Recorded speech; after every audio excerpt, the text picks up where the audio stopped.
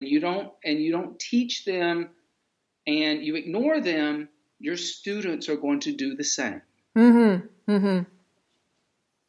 If you have that person walk in and you welcome them, you talk to them like they're a human being, you treat them with the same respect that you treat your constant student who is there every day, you teach them, you give them assist, you acknowledge them, the other people around them will acknowledge them. Mm-hmm. Mm-hmm. Yeah. So your leadership. Yeah. Yeah. Yeah. And leadership, and this is the problem that, this is the mandate that we just gave to leadership of our country. Leadership matters. The way that leadership acts trickles down. Economics do not trickle down. Mm-hmm. But that kind of either loving compassion and divisive and the willingness to accept and include trickles down, or division, divisiveness, and hate trickle down. Yeah. No, that's definitely good advice. Yeah. And it's not about, and for yoga studios that think, I don't personally believe that, doing silly things like, using advertisement of a black or brown or trans body that's not in your studio, buying something on Shutterstock and trying to promote yourself. That's insincere. It's also not sincere. Isn't there? Mm-hmm. You always have to be sincere. Yeah, I agree. You if you want to bring diversity in, it will happen organically. Yeah. And people will see it. They will feel it. They will walk into your studio, and just like this very, Andrea, this really wonderful Filipino young lady who's been coming to class, she said it. She's been coming for a few weeks. She said, I've never seen any place that's so diverse. She said, and she actually came to us from ClassPass, and was one of those students who transitioned after the pandemic. Yeah. Because there was just but she worked in New York City, so she was going to yoga studios all over New York City. So she had experienced the yoga studio that was looking for a type of student, whether in white girl or the hip hoppy kind of like cutting edge hipster, or whatever.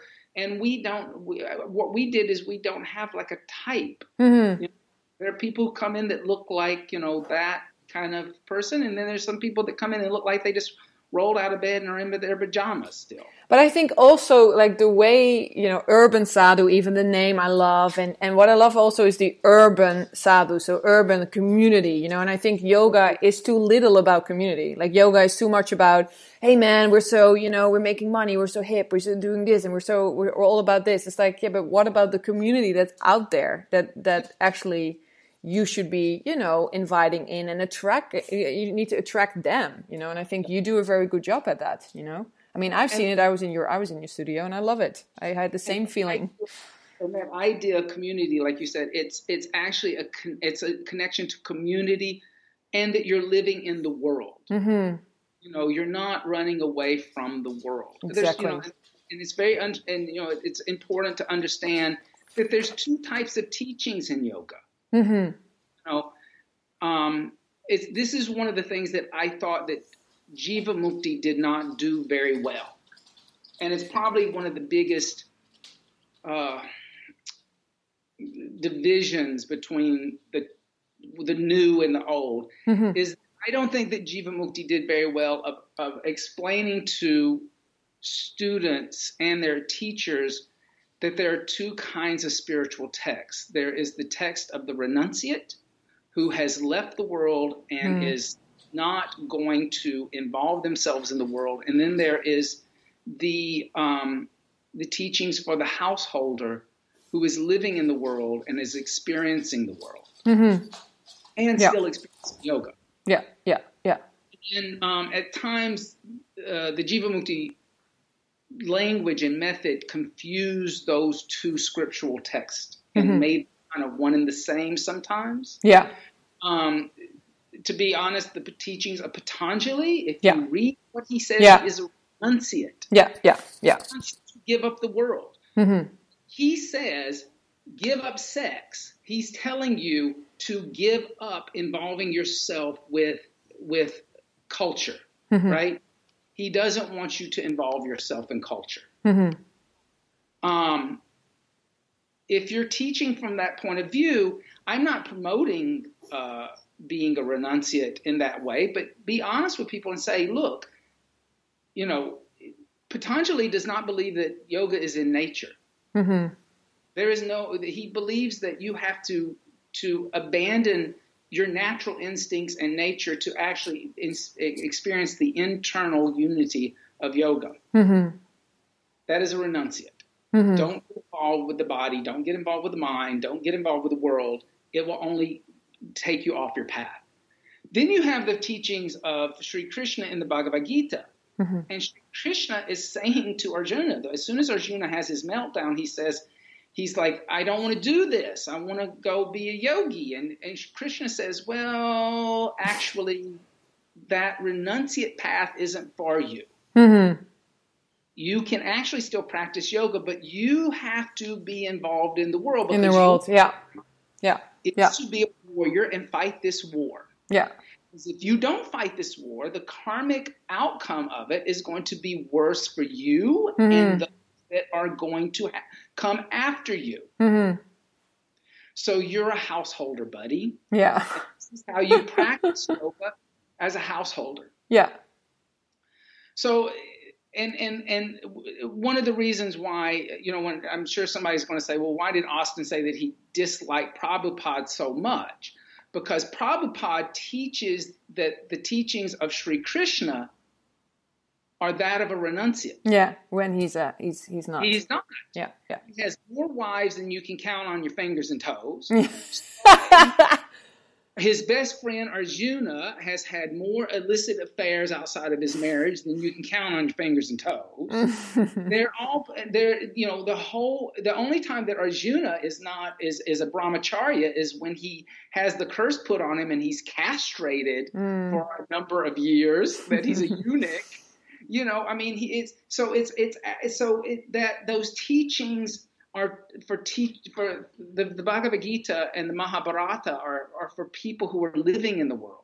But I think in general also, especially for you also being in New Jersey, and I think, New York, Amsterdam, big cities, I think we have it's an interesting job to have yoga in the city, because I always teach, I teach people and they go, yeah, I've been to this retreat in Bali. And I'm like, yeah, it's easy to be in some amazing retreat for 6 days in Bali. You're being fed, you're in the sun. Oh my God, yoga. But how hard is it when we do make it part of our daily lives, when we live in cities where lots of stuff is happening? And I think what you're saying of being in the world, and that's another, and I'm going to get close to the ending now, but another thing I wanted to talk to you about, which I was really inspired by what you were saying, because I say this all the time, that yoga is politics. Yoga is activism. Like, we have to talk about these issues, and we have yoga, as a platform to do that, Yeah. And that's something that, I wanted to talk to you about as well. And I think that that's an important part of what you just were saying about being in the world, like it's not just a floaty spiritual practice that people do that are, hugging trees and living in the forest, We're right here. So this is very, very important. Yoga has always been political. And it's important in fact, I'm not one to throw around the term white supremacy or colonization very much, because I think that's a very complicated term. But I do believe that when you have people who want yoga to be apolitical, like the student who comes in and goes, you talked about politics today, and I really don't think you should talk about politics because I hear that all the time, and I don't really like it when it's in my yoga class. Then you don't know the teachings of yoga.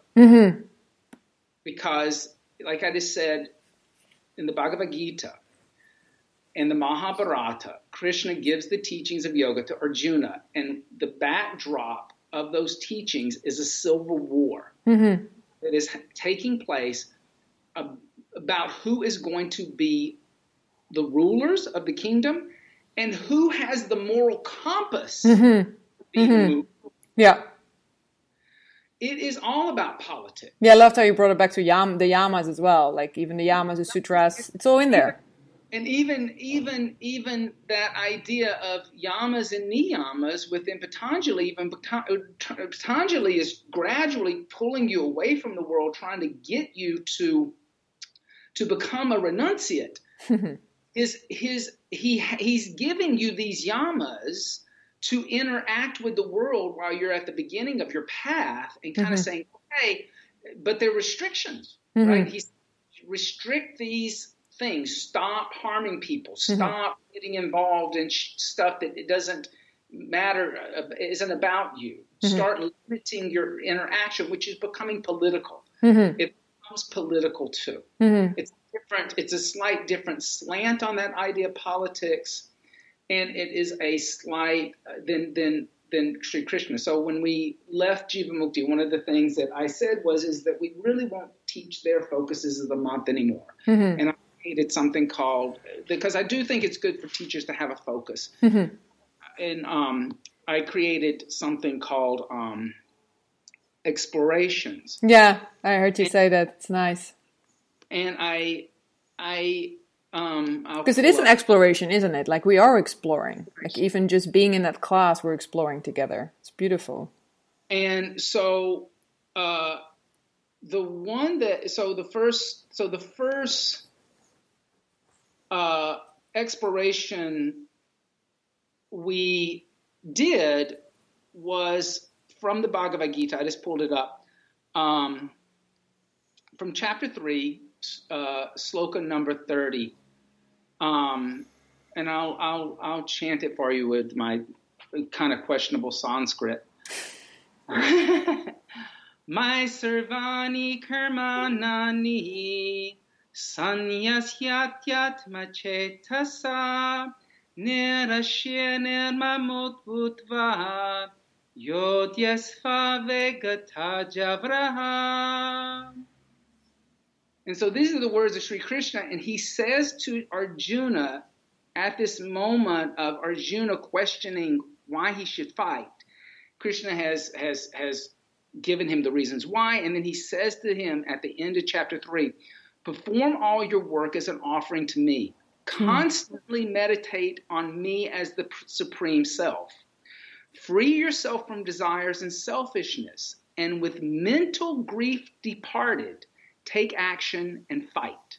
And so that word fight, which is in that sloka, is saying that you can't run away from politics. And you have to be political if you're going to be a yogi. Yeah. And so when we take and I think it's important when you're teaching from the Bhagavad Gita that the first place that you like, and this is my theatrical Austin speaking too, is that you cannot start that conversation from the point of view of that the war is a metaphor. The war is real. People are going to die, and they are fighting over property and who will rule the kingdom and leadership. Then there is the metaphor. Yeah. The reality of the war. And Krishna is saying to him, fight. Yeah. Fight this battle. Fight for the fact that like you and your brothers have a moral compass that your cousins don't have.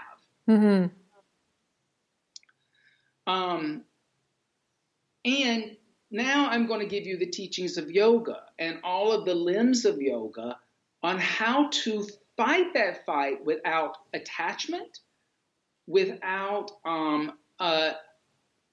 mental anguish, and making it a devotional act to a higher self, which is what he's saying. Yeah.